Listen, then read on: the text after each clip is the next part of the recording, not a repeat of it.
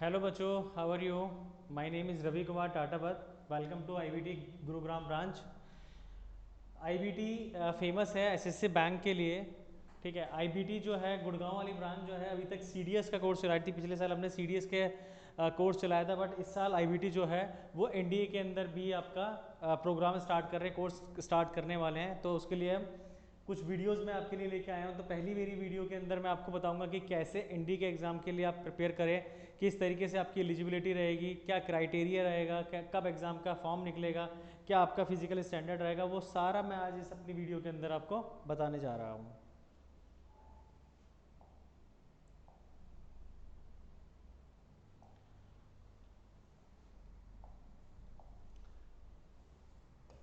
NDA NDA की full form होती है आपका नेशनल डिफेंस एकेडमी।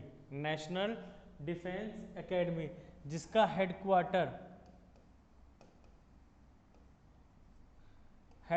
इसका है खड़कवासन।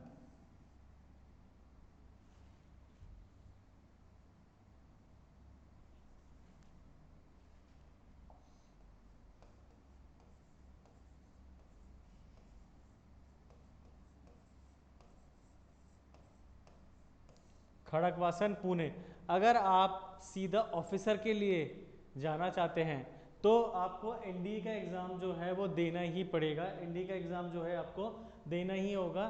तो अगर आप इससे जो पोस्ट आपको मिलती है वो मिलती है आपकी लेफ्टिनेंट की। तो आज आपको मैं अपनी वीडियो में बताऊंगा कि किस तरीके से आप एनडीए का एग्ज़ाम क्वालिफाई कर सकते हो, कैसे आपको फॉर्म फिल करना होगा, वो सारा मैं आपको बताता हुआ चलूँगा। ठीक है, सबसे पहले मैं आपको बताता हूँ कि एनडीए एलिजिबिलिटी की क्या उसकी एलिजिबिलिटी रहेगी। दूसरा मैं आपको बताता हूँ कि उसके अंदर दूसरा मैं आपको बताऊंगा कि उसकी एलिजिबिलिटी के अंदर आपको किस तरीके से एग्ज़ाम देना है, क्या आपके टॉपिक्स रहेंगे, किस तरीके से आपके सब्जेक्ट उसके अंदर आते हैं। नेक्स्ट, क्या आपकी एज लिमिट रहेगी, मैरिटल स्टेटस रहेगा आपका, और आपकी क्या जेंडर रहेगी।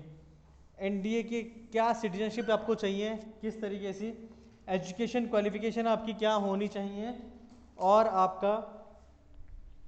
आपका एनडीए फिजिकल मेडिकल क्वालिफिकेशन क्या होगा, क्या आपका जो फिजिकल स्टैंडर्ड जो रहेगा वो आपका किस तरीके से करेगा। तो ये सारा का सारा मैं आज आपको अपनी इस वीडियो के अंदर आपको बताने जा रहा हूँ। ठीक है,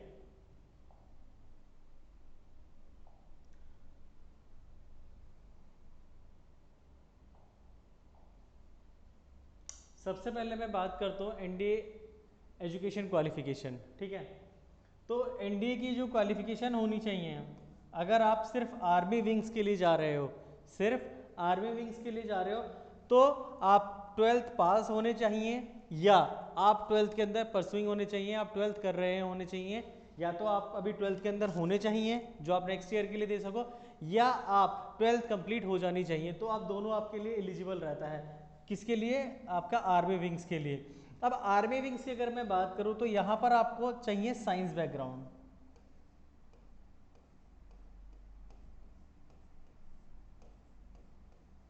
लेकिन अगर कुछ बच्चे ऐसे होते हैं कि नहीं, हमें तो भाई आर्मी में ही जाना है, चाहे हमारे पास साइंस हो या ना हो, लेकिन हमें आर्मी में जाना है। तो अगर सिर्फ आपको आर्मी में जाना है, सिर्फ आर्मी में जाना है, तो उसके लिए साइंस भी मैंडेटरी नहीं है कि एक साइंस ही होनी चाहिए। जिन बच्चे आर्ट्स कैरी कर रहे हैं वो भी इसके लिए एलिजिबल है आर्मी के लिए। जो बच्चे कॉमर्स से हैं वो भी इसके लिए एलिजिबल है। किसके लिए? आर्मी के लिए। चाहे वो साइंस का हो, चाहे वो आपका आर्ट्स का हो, चाहे वो आपका कॉमर्स का हो, तीनों आर्मी वाले के लिए आपका एलिजिबल रहेंगे। आपकी ट्वेल्थ कंप्लीट होनी चाहिए या आप ट्वेल्थ के अंदर होनी चाहिए। ठीक है, नेक्स्ट मैं बात करता हूँ आपका एयरफोर्स एंड नेवल, मतलब एयरफोर्स और आप नेवी की अगर मैं बात करूं तो उसके लिए जैसा कि इसके अंदर लिखा हुआ है, मैंने इसके अंदर मेंशन किया हुआ है, या तो आप ट्वेल्थ पास होने चाहिए या आप ट्वेल्थ के अंदर होने चाहिए, मतलब परसुइंग होनी चाहिए या ट्वेल्थ आपकी कंप्लीट हो जानी चाहिए। लेकिन इसके अंदर मैंडेटरी जो रहेगा फिजिक्स एंड मैथमेटिक्स मैंडेटरी रहेगा। इट मीन्स भी इसमें आपको साइंस चाहिए ही चाहिए। अगर आपके पास आर्ट्स है तो भी नहीं चलेगा, आपके पास कॉमर्स है तो भी नहीं चलेगा। सिर्फ अगर आपके पास साइंस है, साइंस में भी फिजिक्स एंड मैथमेटिक्स कंपलसरी है, तभी ही आपका एलिजिबिलिटी रहेगा। अगर मैं बात करूँ आप सीधा डायरेक्ट एंट्री के लिए जाते हो, सीईसी के लिए अगर जाते हो, नेवल अकेडमी के लिए, तो भी आपके पास फिजिक्स और मैथमेटिक्स होना अनिवार्य है। उसके लिए भी आप आर्ट्स और कॉमर्स नहीं चलेगा। ठीक है बच्चों, ये है आपकी एजुकेशन क्वालिफिकेशन, ये हो गई एजुकेशन क्वालिफिकेशन। लेकिन कुछ बच्चों के दिमाग में रहता है कि सर परसेंटेज क्या रहता है, सर कितनी परसेंटेज उसके लिए रहती है, कितना परसेंटेज चाहिए होता है। तो मैं आज आपको क्लियर कर देता हूँ, इसमें सिर्फ और सिर्फ 33% चाहिए होता है अकॉर्डिंग एनडीए और यूपीएससी। मतलब यूपीएससी को सिर्फ और सिर्फ कितने परसेंट चाहिए, 33% होने चाहिए बच्चे के, परसुइंग कर रहा होना चाहिए, तो भी वो इसके लिए एलिजिबल होता है। लेकिन ध्यान रखना बच्चों, इस रिटर्न के बाद आपका रहता है एसएसबी।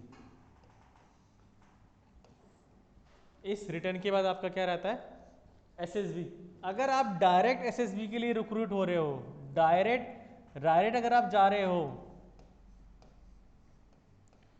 डायरेक्ट एसएसबी के लिए जा रहे हो, तो बच्चों ध्यान रखना आपकी मिनिमम परसेंटेज जो होनी चाहिए वो 85% होना चाहिए, अगर आप डायरेक्ट जा रहे हो तो। ठीक है, ये हो गई। ये आप अगर चाहो तो नोट कर लेना। ठीक है, ये सब कुछ मैंने बता दिया इसके अंदर, बाकी मेरी वीडियो में आपको दिख जाएगा। दूसरा क्वेश्चन बच्चों के दिमाग में रहता है कि सर क्या क्या आता है उसके अंदर। तो जैसा कि आपको पता है 11th एंड 12th में जो भी आपने पढ़ा होता है, सबसे पहले बात, जिन बच्चों के पास साइंस है, जिन बच्चों के पास साइंस है या कॉमर्स है, लेकिन कॉमर्स में विद मैथ है और साइंस के अंदर भी मैथ है, तब ही जाके आप समझना कि हालांकि एलिजिबल सब है, लेकिन एलिजिबिलिटी सारी है, बट 11th और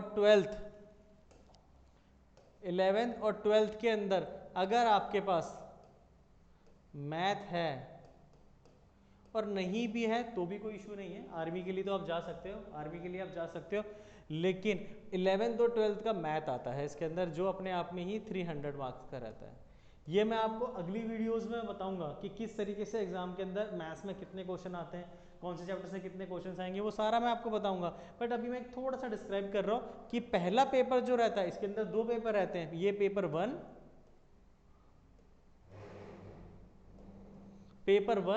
मैथ एंड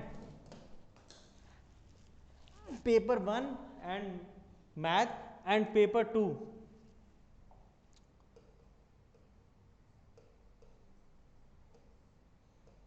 पेपर 2 में रहता है आपका गेट। पेपर 2 में क्या रहता है आपका बच्चों, गेट। इस गेट में क्या रहेगा वो मैं आपको भी बता देता हूं। देखो इस गेट में क्या रहेगा,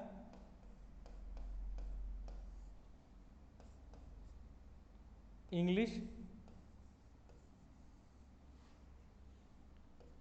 जीके,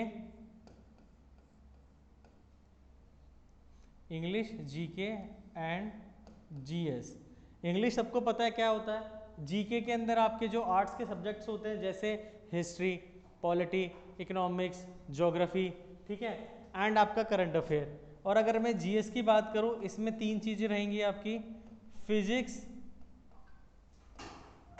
केमिस्ट्री एंड बायो। तो कुछ पोर्शन आपका फिजिक्स का रहेगा, कुछ पोर्शन आपका केमिस्ट्री का रहेगा और कुछ पोर्शन आपका बायो का रहेगा। तो ये हो गई आपकी एजुकेशन क्वालिफिकेशन। 300 मार्क्स का आपका मैथ का पेपर रहेगा, जो आपका 11th और 12th का रहेगा, 300। ठीक है बच्चों, दूसरा जो पेपर रहेगा गेट का, उसके अंदर आपका इंग्लिश, जीके, जीएस। ठीक है, जीके में आपको मैंने बता दिया history, polity, economics, geography, current affair. GS के अंदर आपका फिजिक्स, केमिस्ट्री एंड आपका बायो। तो ये जो तीनों मिलाकर ये जो मार्क्स रहेगा वो रहेगा 600। तो टोटल कितना हो गया बच्चों, 900। तो अगर रिटर्न की अगर मैं बात करूं तो कितने मार्क्स का रहेगा आपका, 900। 600 प्लस 300 इज इक्वल टू 900। ठीक है,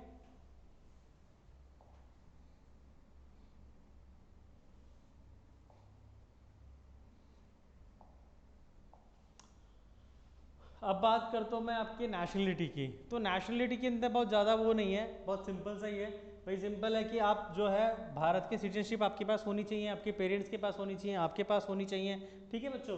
दूसरा, अगर आप नेपाल और भूटान से भी अगर आप हैं तो भी कोई इशू नहीं है, तो भी आप ये फॉर्म को आराम से फिल कर सकते हैं, ठीक है। थोड़ा सा कंडीशन है कि अगर आप मतलब आपकी ओरिजिनशिप जो है वो इंडिया की है, बट अगर आप अभी कहाँ है, Pakistan, Burma, Sri Lanka, east Africa, जितनी भी कंट्रीज़ मैंने यहाँ पर दे रखी है, अगर आप यहाँ से बिलोंग करते हो और आपका ओरिजिन अगर इंडिया का ही है तो भी आप ये फॉर्म के लिए फिल कर सकते हो, अगर आप, ठीक है। नेक्स्ट, अगर आप रिफ्यूजी हैं, कहाँ से, तिब्बत से, ठीक है, लेकिन इसके अंदर कंडीशन दे रखी है 1 जनवरी 1962 से अगर आप पहले सेटल हो चुके हैं और आप रिफ्यूजीज हैं तो भी आप इस फॉर्म के लिए एलिजिबिलिटी। ये तो हो गई आपकी बात की, ठीक है, मतलब एक नेशनलिटी होनी चाहिए कि आप भारत के होने चाहिए, या आप नेपाल से अगर हैं, या आप भूटान से हैं, ठीक है बच्चों। एग्ज़ाम के बारे में मैंने आपको बता दिया, नेशनलिटी के बारे में आपको बता दिया। नेक्स्ट मैं आपको बताता हूँ सबसे इम्पॉर्टेंट कि ये जो एग्ज़ाम है वो कब कब होता है। तो बेटा मैं आपको बताना चाहता हूँ, ये जो एग्ज़ाम है ना एनडीए का, वो साल में 2 बार हो, 2 बार एग्ज़ाम रहेगा। ये हर साल 2 बार एग्ज़ाम रहता है, जिसको हम बोलते हैं एनडीए फर्स्ट, दूसरे को हम बोलते हैं NDA second. NDA first and आपका एनडीए सेकेंड। देखो एनडीए फर्स्ट एकदम फिक्स रहता है अप्रैल, एनडीए फर्स्ट हमेशा फिक्स रहा है अप्रैल के अंदर, एनडीए 2 हमेशा फिक्स रहा है सितंबर में।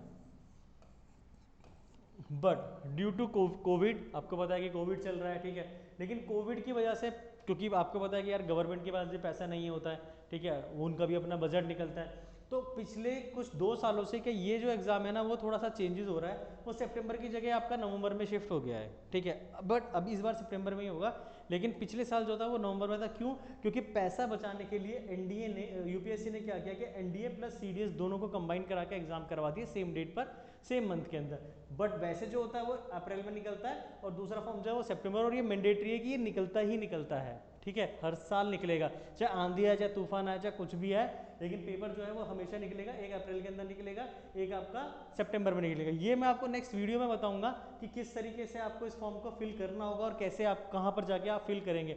थोड़ा सा मैं बता देता हूँ, यूपीएससी ऑनलाइन, ठीक है, बाकी मैं नेक्स्ट वीडियो में आपको अच्छे से बताऊंगा, और मेरे खुद के पेज पर भी आपको ये लिंक मिल जाएगा, तो वहाँ से भी आप डायरेक्ट फॉर्म फिल कर सकते हो, ठीक है बच्चों। तो सबसे इम्पॉर्टेंट, तो अभी आपके पास बहुत गोल्डन अपॉर्चुनिटी है, ये जो फॉर्म है वो अब आने वाला है, ये जो फॉर्म है वो भी आने वाला, कब आएगा, मई के अंदर आने वाला है, नेक्स्ट मंथ के अंदर 8 तारीख को। और इसके साथ एक और गोल्डन अपॉर्चुनिटी है, क्योंकि अभी तक हमने सीडीएस के लिए तैयारी करवा रहे थे, अब हम खुद भी एनडीए चला रहे हैं, तो आपके लिए ये भी एलिजिबिलिटी है कि अब हम जो खुद का एक एनडीए का फॉर्म स्टार्ट कर रहे हैं, मतलब खुद का एक एनडीए का कोर्स लेकर आ रहे हैं, तो आप हमारे यहाँ से भी प्रिपरेशन कर सकते हैं। ये आपके लिए बहुत गोल्डन अपॉर्चुनिटी है बच्चों, ठीक है। तो एनडीए जो भी आने वाला है वो आपका कब आने वाला है, मई के अंदर, ठीक है, 8 मई को फॉर्म निकलेगा। लास्ट डेट जो रहेगी वो जून में रहेगी, 14 जून, 14 जून। फर्स्ट डेट जो स्टार्ट हो रहा है वो 8 तारीख से स्टार्ट हो रहा है, 8 मई के अंदर, और जो आपका जो इसका फॉर्म का जो लास्ट डेट है वो है आपका 14 जून के अंदर। इसी के साथ में हम भी हमारे कुछ अपने बैचेस लॉन्च करने जा रहे हैं, आईबीटी जो गुड़गांव ब्रांच है, फर्स्ट बैच जो हम कर रहे हैं स्टार्ट,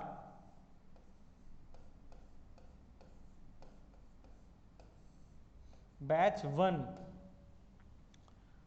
25 अप्रैल,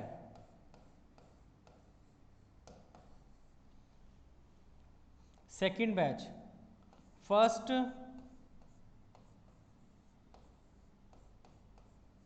मई, नेक्स्ट बैच 15